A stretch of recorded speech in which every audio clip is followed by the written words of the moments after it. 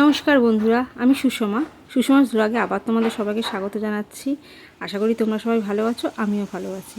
তো আজ দেখতে পাচ্ছি এরকম বৃষ্টি ওয়েদার, এই বৃষ্টির ওয়েদারে খিচুড়ি না হয়ে পারে। তো বৃষ্টির জন্য তো বাজারে যেতে পারিনি, তাই ঘরে যা ছিল তাই দিয়ে শুরু করলাম খিচুড়ি বানানো।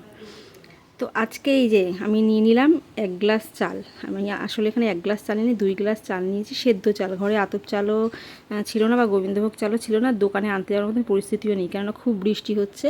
তো আমি নিয়ে নিলাম 2 গ্লাস সেদ্ধ চাল আর 1 গ্লাস হচ্ছে মুসুর ডাল, আর এখানে 1.5 গ্লাস নিয়েছি মুগ ডাল। এবারে মুগ ডালটাকে আমি ভেজে নেব, কড়াইতে বেশ লাল লাল করে মুগ ডালটা ভেজে নেব। আর এদিকে আমি মুসুর ডাল আর চালটা যে একসাথে করেছি, সেই চালটা আর মুসুর ডালটাও একসাথে সুন্দর করে ধুয়ে নেব।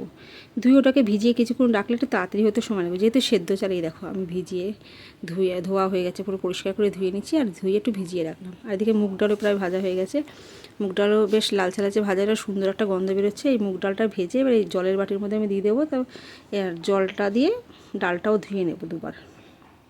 তো যাই হোক, এবারে কড়াইতে জল দিয়েছি। এই জলে কী করবো, সোয়াবিন দিয়ে আজকে আমি খিচুড়ি বানাবো। তো সোয়াবিনগুলোকে প্রথমে সেদ্ধ করে নিলাম, এই যে সেদ্ধ হয়ে গেছে। সেদ্ধ করে নেওয়াতে এদিকে ডালও আমার ধোয়া হয়ে গেছে। সেদ্ধ করে নেওয়ার পর সোয়াবিনগুলোকে আমি চিপড়ে তুলে নিয়েছি। এই যে ডুমো ডুমো করে আলু কেটে নিয়েছি, এখানে এখানে টমেটো আর আদাটাকে ঘষে নিয়েছি। এবার কড়াইতে তেল দিয়ে দিয়েছি, ডুমো ডুমো আলুগুলোকে আমি ভেজে নেব। তো আলুগুলোকে এই যে আমি ভাজতে প্রায় আধ ভাজা হয়ে গেছে, তখন দিয়ে দেবো একটু নুন আর হলুদ দিয়ে আলুগুলোকে আমি ভেজে নেব। ভেজে নিয়ে আলুগুলো প্রায় ভাজা হয়ে গেছে, তাই আলুগুলোকে এবার তুলে নিলাম। এবারে ওই তেলের মধ্যে আমি সোয়াবিনটাকে দিয়ে ভেজে তুলে নেব। এবারে সোয়াবিনটা দিয়ে এবারে দেখো এরকম হালকা হালকা করে ভেজে নেব। ভেজে নিলে কি সোয়াবিনের মধ্যে একটা গন্ধ থাকে, সেই গন্ধটা থাকবে না।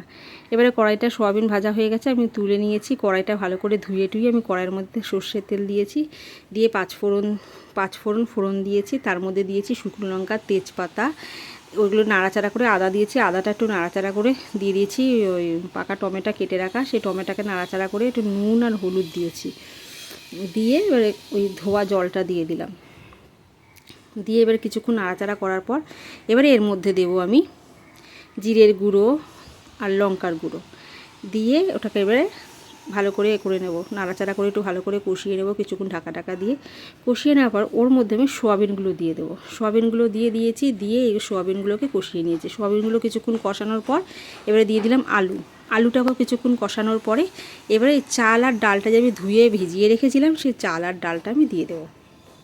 ওটা দিয়ে একটু কষানো হয়ে গেলে ওর মধ্যে দিয়ে দেবো মুগ ডালটাকে আমি ধুয়ে রেখেছিলাম, ধুয়ে রেখেছিলাম, সেই মুগ ডালটা ওর মধ্যে দিয়ে দেবো।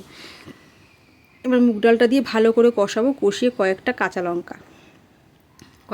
লঙ্কা চিড়ে তার মধ্যে দিয়ে দেবো। যে যেরকম ঝাল খায়, কেউ ওই শুকনো লঙ্কার গুঁড়ো দিচ্ছে, তাতে কাঁচা লঙ্কা না দিলেও হয়। আবার আমরা ঝাল খাই বলে আমরা একটু বেশি করে কাঁচা লঙ্কা দিচ্ছি। এবার ওটা ভালো করে কষিয়ে নেওয়ার পর একটু গরম জল, খিচুড়িতে সবসময় করতে গেলে একটু গরম জল দিলে ভালো হয়। এবারে গরম জল করে আমি ওর মধ্যে দিয়ে দিলাম। এবারে কড়াইতে তো হবে না, সেটাকে আমি হাঁড়িতে ট্রান্সফার করতে হবে। তার জন্য আমি হাতা দিয়ে আস্তে আস্তে করে হাঁড়িতে ট্রান্সফার করে দেবো, মানে হাঁড়িতে তুলে নেব। তুলে নিয়ে এবারে ওই হাঁড়িটাকে এবারে গ্যাসে বসাবো। আর তো কড়াইতে করা যাবে না। এবারে হাঁড়িটাকে বসিয়ে দেখো বৃষ্টি এখনও চলছে। ভালো করে বারবার করে নাড়িয়ে চাড়িয়ে ঢাকনা খুলে গ্যাস আস্তে করে দিয়ে বারবার করে নাড়িয়ে চাড়িয়ে খিচুড়িটা করতে হবে। বেশ খিচুড়ির মধ্যে থেকে সুন্দর গন্ধ বেরোচ্ছে। দেখো আমার খিচুড়ি প্রায় রেডি। আর বাইরে এদিকে প্রচণ্ড বৃষ্টিও হচ্ছে।